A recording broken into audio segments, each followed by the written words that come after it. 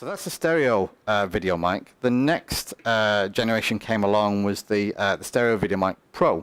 So as you can see, it's quite a different microphone, and the idea again was to make it as small as possible and unobtrusive to using the camera. Again, there's a battery compartment in there, and same as the Video Mic Pro, you've got your on, off, and high pass filter, and then crucially again, so that you can take the stress off the onboard gain on the camera, you can knock the sound down, but you can also boost it up, so you can get some really great quality sounds from that. Again, Edmond, do you use stereo video mics at all? Do you have a need for that kind of sound? I don't. I absolutely appreciate the importance of creating that kind of sound stage and that atmosphere with a left and a right. But in the kind of work that I do, so far I've stuck to mono sound that I record. I bring in the stereo field as far as accompanying audio is concerned. So sometimes I might use Foley sound, so sound effects and stuff. And sometimes that's got a little bit of a stereo feel to it. Sure. And also certainly music as well. Yeah. But personally, and it's yet because it is audio is well, everything's a learning experience for me. Yeah. I haven't been recording stereo sound yet. Right. Okay. Watch this space. Yeah. We'll come back to you. That's great. So as Edmond said, we're going to come on to maybe some of the other mics that you may come across or need. And I think what's probably coming across here is that there's single mics which do a very good job, but it's always good to have an arsenal of a few mics, so that you can do different situations and you can get the best from your audio. And maybe it's a case that you have two running for different purposes at the same time. So again, Edmond mentioned earlier, and I'm just going to get mine here. This is a Lavalier mic, and this is actually how I'm speaking to Edmond at the moment. So this is about a meter away, but this can be clipped to me, and it's very discreet. It's black, so it normally can. And again, that's really handy if you're doing an interview technique and maybe the camera can't get close, or your mic is going to be in the shot and you just need to mic someone up very close indeed to get their voice. Is that how you would use that in your own kind of environment, Edmond? Oh, absolutely. I'm a huge fan. Great thing is, it comes in a little sort of tough plastic box like this. Absolutely. So the Lavalier microphone's in there with some bits and pieces, and an XLR adapter, and then I can plug in a longer. I mean, this is a short one, but an XLR lead and have it going to my audio recorder. It's great for interviews. Sure. If you folks look at the Electric Coffee Company film, the link which I've posted, or the LA Diary, there's interview scenes in there, and all of them are done on the Lavalier. You can use other microphones. You can get a Video Mic Pro or a Video Mic and put it on an extension lead and get that in either on a mic stand, or someone can hold a boom pole. Sure. And that works pretty well. Or you can use an MTG series XLR shotgun microphone, and again, boom pole or microphone, stand it up and get it in nice and close.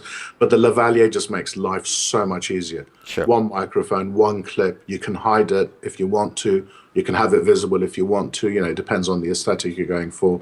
And the sound is awesome. It picks up actually a much better sound because it is so much closer. You get a depth to the sound that you can't get with a shotgun microphone when it's sort of about 1.5 to 2 feet away. Sure.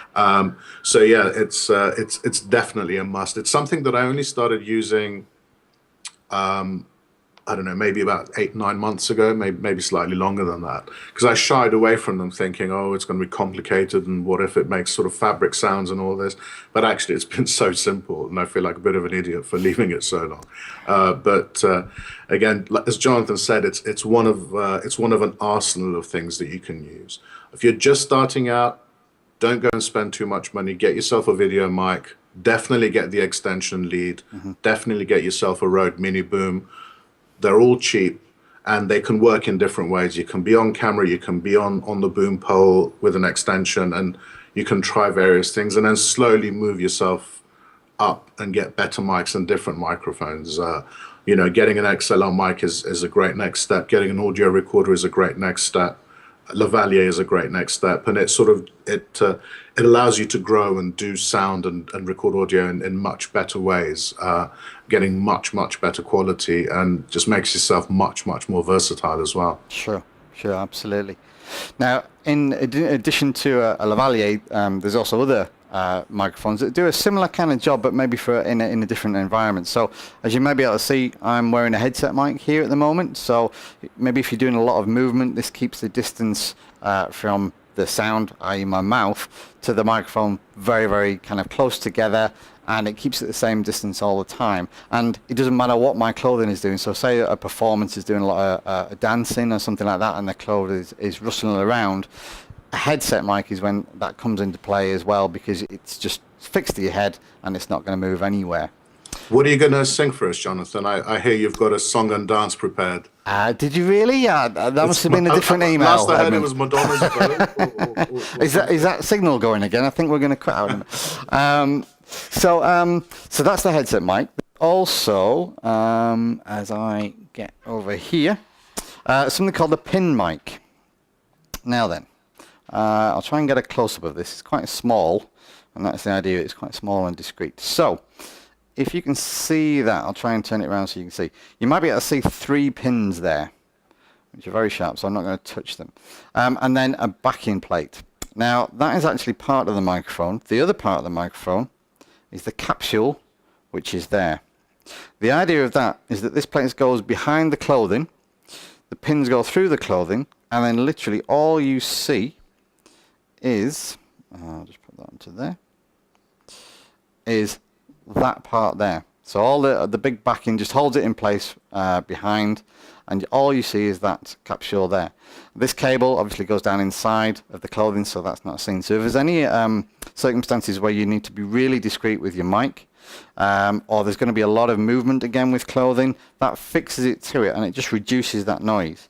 So again, the capsule comes with it, and it's black, but there's also, if we can go up to a close-up again, Tom, if possible.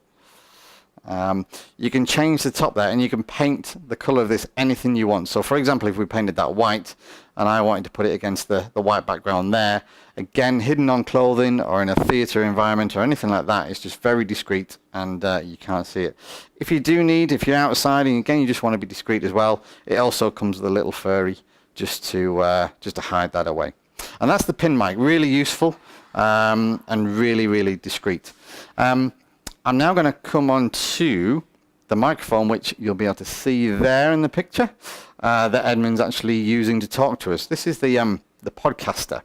So everything we've talked about up to now has been in the environment of which you're filming. There's then going to be scenarios when you get back, you do your editing, and there might be narration, there might be a voiceover, there might be little bits you need to add or maybe overdub. And all of the mics that we've talked about will do that, but maybe there's something more appropriate to capture the best from your voice. So you start going to a larger diaphragm mic, which is especially good for capturing the bass part of the voice. And you'll notice on television that most narrators have a really deep voice, and that's the style of it. And using a mic like this, and again, I'm going to throw over to you, Edmond, for your reasons for using it as well. It's very simple to use. This actually just has a USB connection on the bottom, so it goes straight into the computer. It's actually then got a headphone output on there, and it's got a headphone level. So without anything else, you can record vocals, a voice in, you can monitor yourself so you can see what it sounds like, and that does everything there. That does that job. Before we go back to Edmond, I'm also going to go over to kind of the next step, as I say, as Edmond illustrated, the stages of progression as you define what you're going to be doing and how you're going to use audio. So you could go something like the new NT1 from Røde as well. And this is specifically a large diaphragm mic to capture lots and lots of detail. You can get very close into the microphone, so you can capture all that kind of deep bass end from a voice, and you can use it for anything. It's great on acoustic instruments, great for vocals, great to put up in the air and just capture a bit of everything.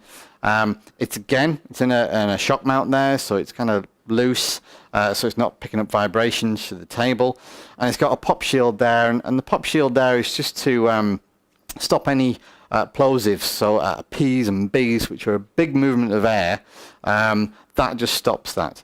On the Podcaster, the pop shield is actually in there, so you don't need an external one as such. Again, is that something you do, Edmond? Is it something the way you add maybe a narration later at some point? It's not something I've done for after, but the primary reason for having a podcaster is I do a fair amount of webinars. Yeah. And also having listened to webinars and online seminars, I hate it when people can't get the audio right. Yeah. You've tuned in, you've allocated an hour or two, and you really want to listen as well as look at whatever's being shown. And sure. It's a nightmare when you can't understand what the person's saying. So for me, it was a no-brainer. Podcaster plugs in, as you say, on the USB. You just select it in your computer's preferences. Sounds great. You can position it perfectly and chat away. There's hopefully everyone's hearing me crystal clear, and there's no wizardry. It's all in sounds great. Microphone hanging up in the corner. Excellent. Okay, so we're going to do one small little bit, a couple of extra accessories, and this is where Røde is really leading the way as well. So they're doing traditional kind of microphones. They've then kind of brought things to a modern era with the DSLR microphone specifically for that. They've now gone the step further. So a lot of people are using iPhones or iPads, maybe not as a professional use, but maybe to capture something before they kind of do something to the full extent. So there's a couple of bits here which I'm going to show you as well. There's actually a Lavalier microphone, which is specifically designed for either iPad or iPhone. This for me is brilliant. If for example, you're doing a wedding and you've got people doing speeches, you don't really want the camera or a big boom microphone kind of anywhere nearby. You don't really want to trust the people doing the speeches with any kind of the mixer or anything like that. But if you have an iPhone or something like that, you can drop that in the pocket, you plug that straight into the iPhone, and there's a Lavalier. And you can, again, if you're recording the audio on your camera with another mic, you can sync that up later. You just get your iPhone back. You've got the audio there. It's very, very simple. It's one mic, a cable, and the phone. And you can just switch that from person to person as you need to, or even let them do it themselves. So that's the Smart Lav. That's about £35. Again, it's a great way of just getting into Lavaliers and trying out different techniques. If you need a little bit more than that, or again going back to the stereo field and you're out and about and you want to capture an image, there's the IXY there. So again, that's two microphones, and you can actually see the formation of the mics there. So that's literally covering a whole field, picking up the sound there. And literally that just goes into either iPad, like so. I'll show you an iPad so it's a bit so you can see a bit better, but that will just go straight in, and that it comes with an app called Røde Record, and it goes straight on and it records two channels, or you can turn one of the mics off and use a mono channel if you wish. They're about £140, but beautifully made, very, very solid, and very, very useful. Couple of brand new bits to Røde's product line as well, again kind of staying on the iPhone tact for a while. Is the Røde Grip and the Grip Plus. So basically, very, very portable kind of piece of kit. This is the Røde Grip, so it comes just looking like a handle. You can pop that out of there, open that up, and again, it's got a 3/8 thread on the bottom. It's got the shoe connector there. You can pop that into there like that, tighten the shoe up. I haven't actually got an iPhone 4 with me at the minute, but you can see that grips hold of the iPhone. You've still got your lens, so you can do your filming there. You can put your Smart Lav in, or you can put your IXY in, and you can actually hold that. And it just gives you a little bit more flexibility than actually trying to hold the phone. If your hands are like mine, you might get a little bit of the shakes. If you're holding that, it's just a lot more secure. And you can do that. You can also change the position of the shoe mount on the actual grip itself, so you can have it that way, so it's on the top of your camera, so it would be like so. Again with the IXY, just a very, very flexible piece of kit. So that's the Røde Grip, and that's about £30. If you want to go on the next stage further, this is the Grip Plus. So it's basically the same piece of kit, but this actually comes with lenses as well. So again, you already know I'm not a camera guy, but so forgive my naivety with the lenses. But basically, it comes with a 180-degree fisheye lens. It comes with a lens which is 2x zoom, and it also comes with what I believe is called a macro lens as well. So they're all in there with covers. Again, that just goes back together on the side there, and puts it back together, so you can carry it around just as a grip. And that's about £69. And as a flexible tool with your iPhone, which is so popular anyway, that's just really, really kind of great piece of kit. It's also got your kind of support there, and so you don't drop it. So that both fits the iPhone 4. I believe the system for the 5 is coming shortly. So that's again really useful piece of kit. I don't know if you'd seen those before, Edmond. Have you actually seen those? Not that, but I do have the Ixian. Although I've not used it professionally, I've done extensive tests with it. Any piece of equipment I use, I test extensively. Sure. To make sure, firstly, I can use it properly, and secondly, to find out if it's got any boundaries or shortcomings or whatever. And that Ixian sounds awesome. And as you say, the iPhone's so popular, I have mine with me all the time. Sure. So I have an Ixian, and it comes in a really very, very neat little hard case. Tiny little case with a carabiner clip on it.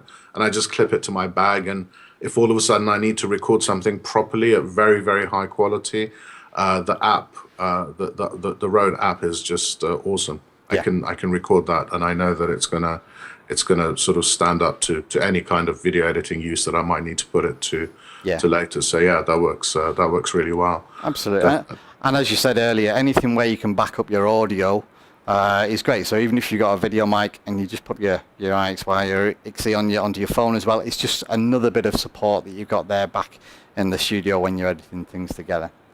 Absolutely. We've got a question on the chat room, which I'll just quickly answer if that's okay. Yeah. So Simon's asking, what's the perfect starter outfit for photo guys new to video?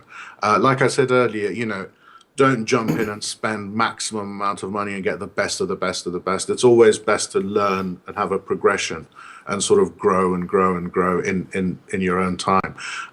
So the perfect starter kit would be a Røde Video Mic or a Video Mic Pro. If you can afford the Video Mic Pro, go for that. It sounds better. It's smaller. It's got built-in. It's got a better built-in preamp than your camera has. Get the Røde shielded extension cable. It's really important to get this cable and not a cheap mini jack lead, because the Røde cable's shielded. The longer you have a cable, the more chance there is that it's going to pick up some electronic interference, which will come through as a hum. It could come through as a clicking, depending on what it is. So it's really important to get the shielded version. And as I say, Røde do one, and it works perfectly. And also get yourself a mini boom pole or a small microphone stand of some sort, just to allow you to get the microphone close to your subject if you're doing an interview kind of thing. The mini boom pole works better because you can also do what's called run and gun, which means you're out on the street doing an interview with someone. You can have someone holding the boom pole, either with the microphone just above, as mine is here, or just below, as you saw in the Prince Andrew and Princess Eugenie pictures. And that outfit will let you do multitude of things. Have the mic on camera if need be, that'll work. Get it closer on the extension cable will make things even better. So that's a really good starter kit. And then just build up from there. Go to XLR, like I said. Think about recording audio separately onto a separate audio recorder. Sure. Zoom and Roland are the two mix you should look at. Also, actually, Tascam as well are excellent. Marantz are excellent. And again, it's a case of budget. So you can look at what fits within your budget. A Lavalier microphone's not expensive. That's also very, very good to have. Mm-hmm. But for a Lavalier, you can use an iPhone and get the Smart Lav, or get the Røde Lavalier, and then you plug that into your audio recorder because it needs phantom power to work. Like I explained earlier, phantom power means that it draws the power, which is 48 volts, from your audio recorder. So on my Roland, it's got a menu feature where I switch on phantom power, and it powers the microphones. So yeah, Video Mic or Video Mic Pro, Røde extension shield, and the Røde mini boom pole. perfect starters kit. Great, great. Thank you.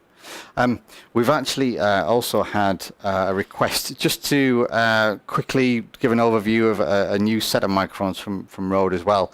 They may be more suitable to a studio environment, but it may be something, Edmond, where you think there's a need for these as well. So this is the matched pair. I'm going to say those words again, matched pair, because if you remember what Steve said at the start of this, you might need those. So the matched pairs is a new M5. So basically this is a very small microphone, and it's designed as a matched pair. And a matched pair basically means they are basically identical to the finest detail of what they're going to pick up. And again, you can use them in a XY kind of format like so and pick up a stereo field, or maybe there's just two subjects that you need to kind of get at different areas. Great for kind of choirs or maybe some music or something like that, and they just pick up a field of sound. They're brand new, they're excellent, they're great, they're very small, so they're getting in for tight spaces. They're superb. They're about £170, and from a recording side on the studio point of view, that's a great starting point because you can do just about everything with them. So that's a request from one of the Scan regular viewers. Yeah, actually, Johnathan, it's Tom here. Yeah, hi Tom. Yeah, I thought that exactly that. With those new mics, like you say, recording choirs. When you're recording audio, actual concerts, having something like that. Especially if you've got a recorder that can do 4 channels and you can plug other extensions in, having those spot mics, using them, it's the perfect example for something like the M5 pair. Sure, absolutely. Again, great quality. Don't think that the cost at 170 is because it's a budget mic. It really is not. It's a great mic, and again, Røde do that by the investment in manufacturing, that they can make things very cost effectively but still very good and very reliable. I'm aware of time, and there's just a couple of things I'm going to go over. Myself and Edmond can talk about microphones all night, which we won't do for you, but what you really need as a buyer is get all these microphones in the same room and listen to them. That's fairly impossible to do. And even if you were able to do that, to have the same source of audio and listen to it on each one at the same time is very difficult indeed. Now, as it happens, Røde have managed to do that for us. I'm just going to see if we can get a close-up on the iPad there. So this is the Røde Sound Booth. You can download it as an app, but if you go to the Røde website as well, rødemic.com, you can use it on there just in real time on the internet. And basically what this does, it gets all the microphones together that we've talked through, and you can select what kind of environment you're going to be using it in. So say, as we've spoken about, you're going to use it in an outdoor interview kind of scenario. You can then compare the built-in microphone off the camera. There's the video mic, then the stereo video mic, all the way down to the NTGs, to the PinMikes, the Lavaliers, the headsets, the reporter mic, which I'll mention in a moment. And then you have a piece of audio, and as you can see from the picture here, the interviewer here is mic'd up by all those mics at the same time. So it's the same source, and the WAV file there is that same source recorded by all the different microphones at once. And you can play that and swap between microphones while you're doing it. It's not going to sound great because it's just on my iPad at the moment, but if you're at home, pop your headphones on.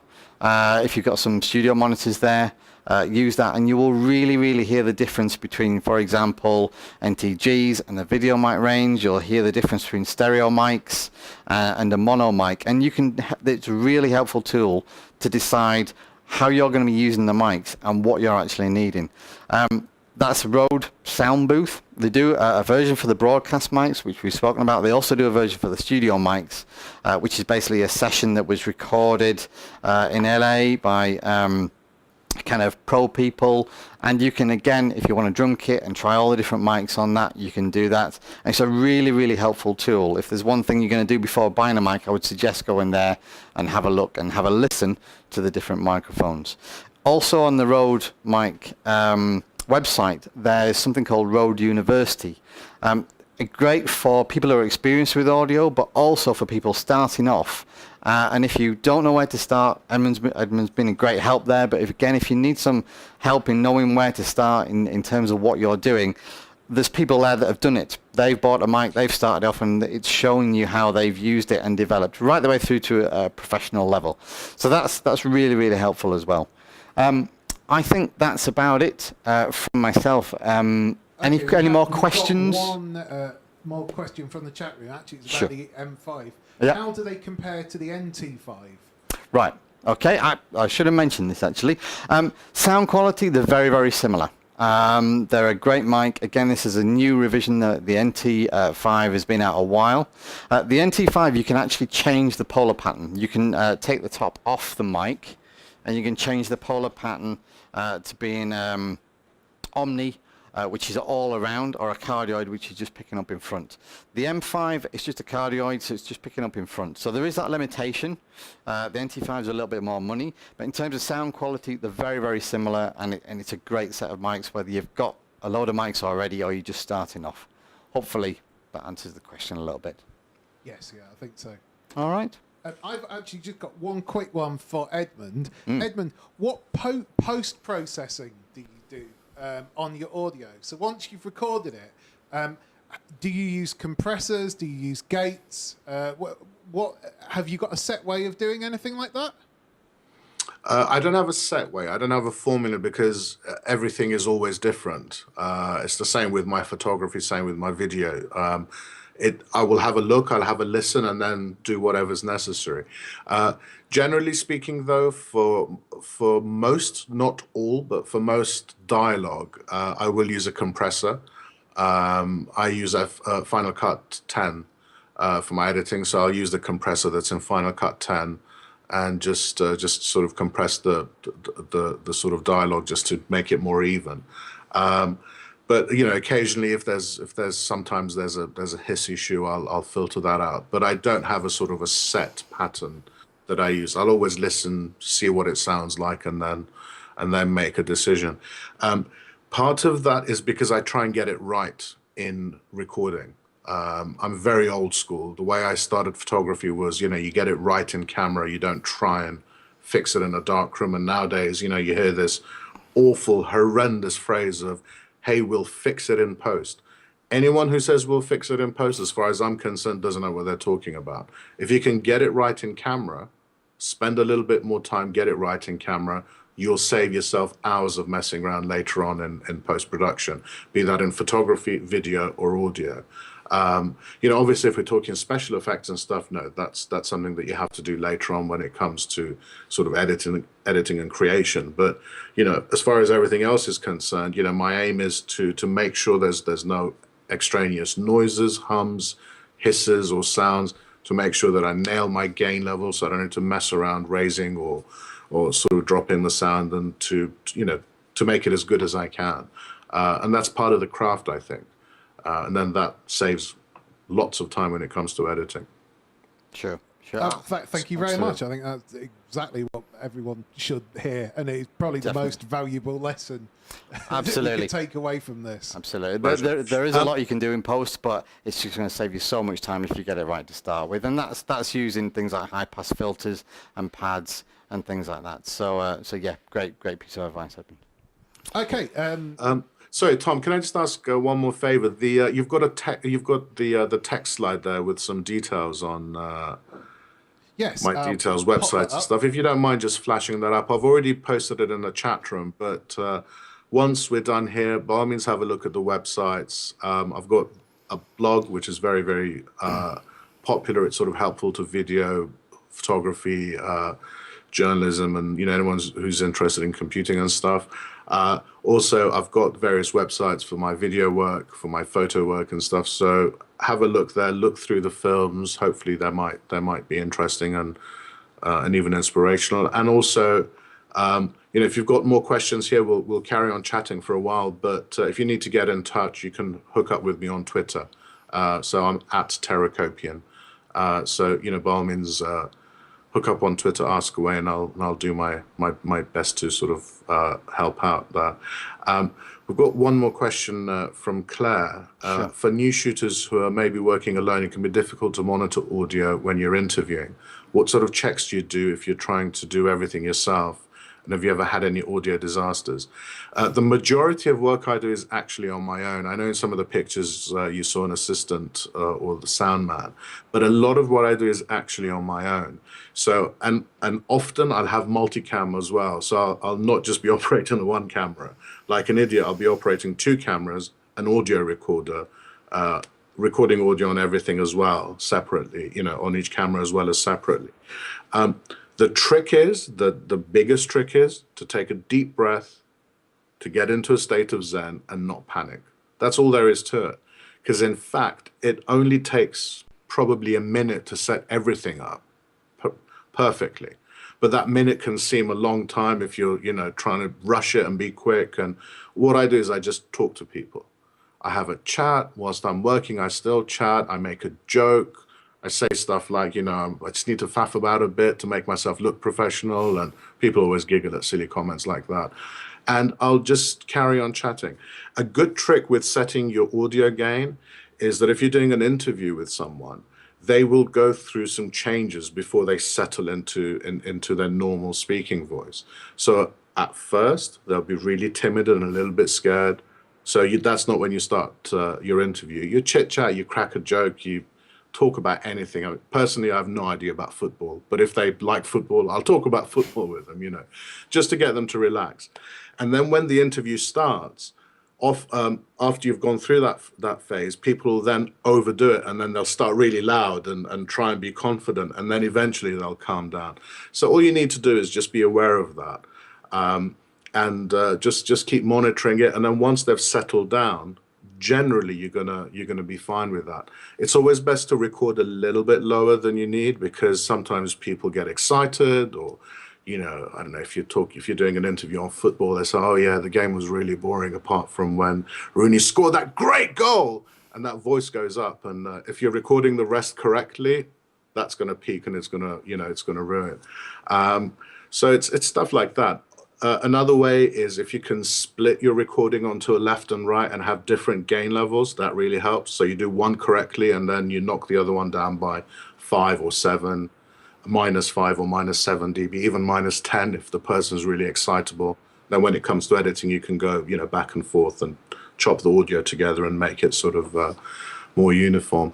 But the biggest thing is just relax, just chill out. You know, it takes a minute or two, even if you're using multiple cameras, to make sure you level them correctly, so you've got eye line across both cameras, and make sure you do your white balance correctly, make sure you do your exposure correctly, make sure you do your audio correctly, your audio gain level correctly, and, you know, where the microphone's pointing.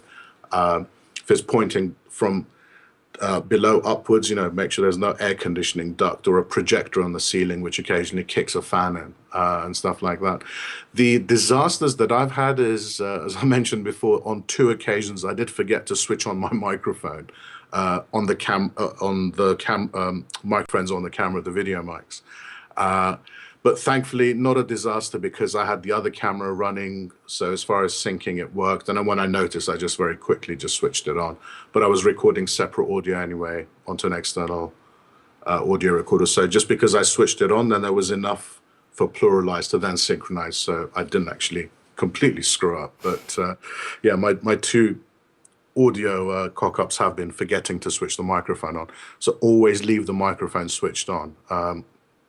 As Johnathan said, the battery life is massively long. I think since I've started using my video mic, which must be, I don't know, 6 years, and I've probably changed the battery once, maybe twice in 6 years, because it just lasts and lasts, you know. Sure. You never do a single recording or a single project that's that long. So yeah, just keep everything switched on. Another good tip with audio and video, even if you're recording in camera or not, is it's always better to keep rolling. Sometimes your subject, even in a set interview, will relax enough when they don't think that you're sort of interviewing them, and they'll open up and they'll say something really really moving and really touching and so important that it just elevates the quality of your work. If you guys look at my LA diary, I posted the link earlier. I won't say who it is because, again, I don't want to sort of ruin the flow, but the second person that comes on in that film, there's a segment in the middle of his interview where he actually doesn't think we're rolling, and we weren't. I was messing around setting up a camera, but I had it rolling. And he just really opened up, and he was so, it was amazing. It was so powerful. It was so expressive, and that just, elevated the work. So keep rolling, but always relax, always chill out. A couple of minutes spent setting stuff up means that, you get everything correct and you don't waste time trying to correct stuff, and just chat to your subjects. They don't mind. Sure. Are we right? Great. Thank you very much, Edmond. Thank you very much for that, Johnathan. We're going to go to some titles, and then hopefully Steve's going to come back.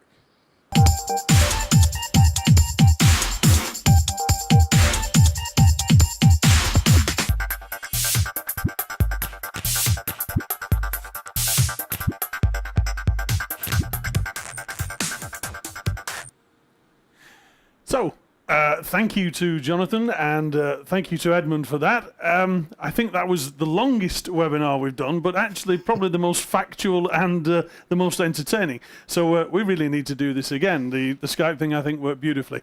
You may remember that we said at the top of the show there would be a certain phrase, and I'm sure that Johnathan mentioned it. It was something to do with matched pairs.